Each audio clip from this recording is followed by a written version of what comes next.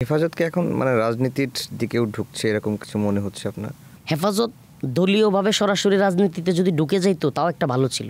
কেমন ভালো ছিল? আমি মনে করি যে এই দুটানার মধ্যে থাকতে হইতো না।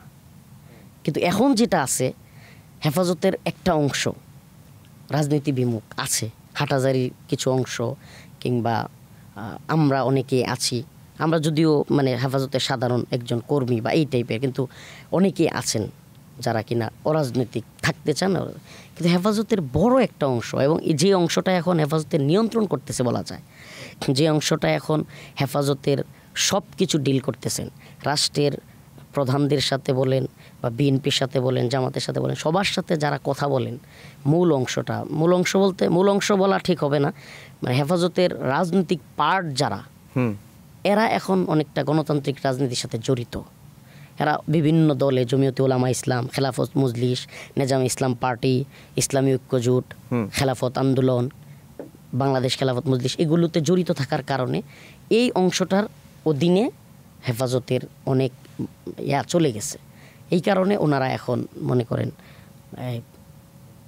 এইভাবে প্রকাশ হচ্ছে বিষয়গুলো। তাহলে তাদের সংগঠনটা যে কারণে তৈরি হয়েছিল সেক্ষেত্রে সেই উদ্দেশ্যটা তো ব্যাহত হবে। ব্যাহত হবে না, হয়ে গেছে আফজাল ভাই। কেন হয়ে গেছে? হেফাজতের উত্থানের সময়ের শক্তি এখন হেফাজতের নাই, এটা বাস্তবতা। হেফাজতের উত্থানের সময়ের শক্তি বাংলাদেশের ইতিহাসে বিগত প্রাইম মিনিস্টার শেখ হাসিনার মতো পাওয়ারফুল কোনো নেত্রী আসে নাই। অথচ উনিও হেফাজত, উনি একটা আইন করলে সংসদে কিংবা কোনো বিষয়ে চুক্তি করলে হেফাজত কি করবে বা হেফাজত এই বিষয়ে কি ভূমিকা নেবে এটা নিয়ে চিন্তা করতেন, টেনশনে থাকতেন। এটা হলো রিয়েলিটি, এটা বাস্তবতা। ওই সময়ের হেফাজত এতটাই আদর্শিক ছিল, এতটাই শক্তিশালী এবং পাওয়ারফুল ছিল। অরাজনৈতিক যখন ছিল, সমস্ত রাজনৈতিক শক্তি তাদেরকে কাছে পাইতে চাইতো। হেফাজতের আমিরের একটা অ্যাপয়েন্টমেন্টের জন্য কিংবা হেফাজতের আমির কাছে আসুক, এটার জন্য প্রাইম মিনিস্টার চেষ্টা করতেন। আর এখন হেফাজতের মহাসচিব আমিরের অবস্থান, আল্লাহ মাফ করুক, আমাদের অবস্থান এই জেলখানায় যাওয়ার পরে স্বরাষ্ট্রমন্ত্রী অ্যাপয়েন্টমেন্ট নিতে হয়। এটা এখন রিয়েলিটি। তো ওই অবস্থা থেকে এই অবস্থায় কেন আসলো?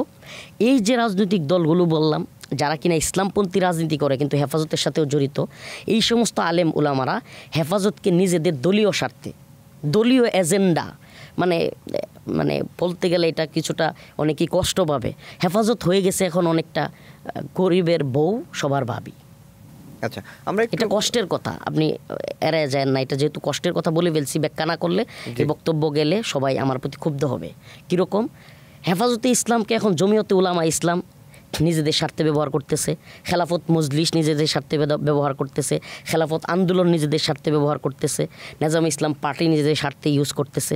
এইভাবে সবাই মিলে ইউজ করতেছে হেফাজতকে, হেফাজতের টোনে, হেফাজতের আদর্শে রাইখা রাজনীতি করা। হেফাজতকে আপনার একটা পাওয়ার, মানে একটা অরাজনৈতিক সংগঠন কিন্তু পাওয়ারফুল, যেটা কিনা ক্ষমতার ভারসাম্য রক্ষা করবে, চেক অ্যান্ড ব্যালেন্স, ক্ষমতাকে চ্যালেঞ্জ করতে হবে। হ্যাঁ, ক্ষমতাসীন যেই থাক, আওয়ামী লীগ গভর্নমেন্ট থাক, ডক্টর মোহাম্মদ ইউনূস সাহেবের সরকার থাক, বিএনপি গভর্নমেন্ট আসুক, মানে পাওয়ারের জায়গায় যেই থাক, হেফাজত যেন ইসলাম বিরোধী কোনো এজেন্ডা, মানে আমেরিকানপন্থী হোক, ভারতপন্থী হোক, যেই পন্থী কাজই হোক, কিংবা এই দেশে জাতিসংঘে মানবাধিকার কমিশন হোক, ইসলাম বিরোধী যে কোনো এজেন্ডাই যেন সরকারকে চ্যালেঞ্জ জানাইতে পারে, এই শক্তিটা হেফাজতের এখন নাই।